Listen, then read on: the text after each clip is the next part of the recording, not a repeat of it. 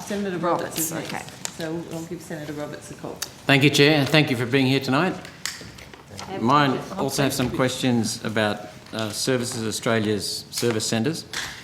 Services Australia is spending $89 million purely on a fit-out for their expensive new riverfront high-rise office in Brisbane. Minister, when Australia has such a huge debt due to the COVID restrictions, what is the cost benefit that Services Australia will achieve from year one, and why not postpone it? Senator, you may be surprised to learn that I haven't done a personal cost-benefit analysis on the particular project, but I'm more than happy to... Wouldn't most projects have a cost-benefit?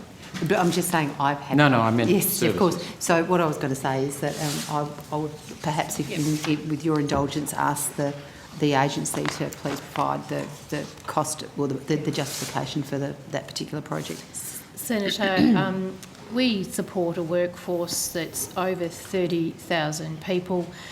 We require both office space and, as I've outlined, have a range of service centres and residential properties. We have 392 commercial properties. We are, where we can, looking at ways to reduce the overall costs of the office footprint, and so you will see us in places like Brisbane amalgamating some of the office space. They all go through a proper procurement process, which in the whole and the whole cost-benefit analysis is looked at. It is important too that we maintain office space that is meets contemporary work health and safety standards and is able to manage modern and contemporary technology. So all of those aspects go into ensuring that office space remains fit for purpose, and I can assure you that we look very carefully at making sure we manage our property footprint and service centres within the agency's envelope for property. Thank you. Well, looking at some of the, I think 5 service centres from the suburbs in Brisbane are being amalgamated into one downtown? No, not service centres. We need to be very clear about that. The service centres are separate. We are looking to amalgamate a smattering of different back office leases into a better fit for purpose centre. So these are not service outlets? No, Senator.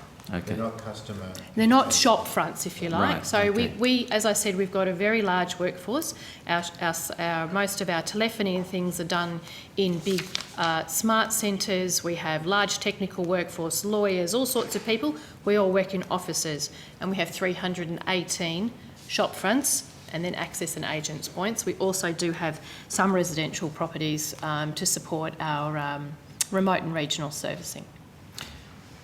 From the figures I've got, the current annual leasing bill for Services Australia in Brisbane this financial year is $32.35 million, or $1.73 million cheaper than the proposed new building. That's per annum. Are there any risks to productivity? Because no, Senator. There's no risks to productivity. So we're going to pay more to go downtown.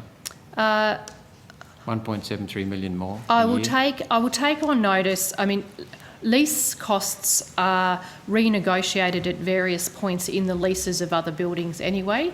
So extrapolating how other lease costs may have gone up around a single lease, let me take on notice particular details around the 5 sites versus the cost of the one. Okay, thank you. How many public service in your department are now working from home?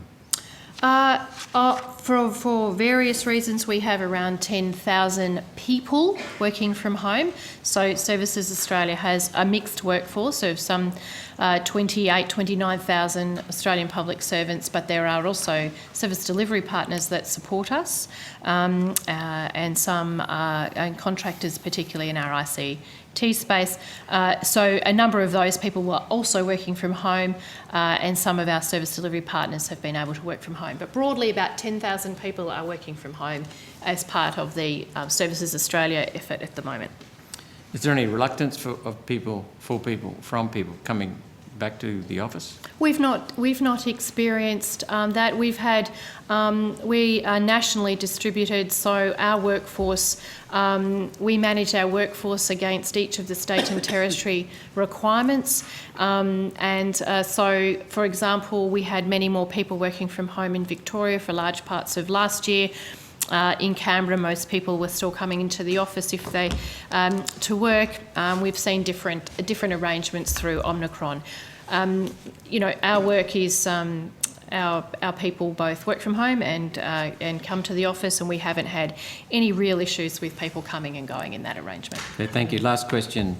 I understand Services Australia has the federal government's second largest property portfolio after the Department of Defence, and you lease or own 720,000, almost 721,000 square metres of commercial property.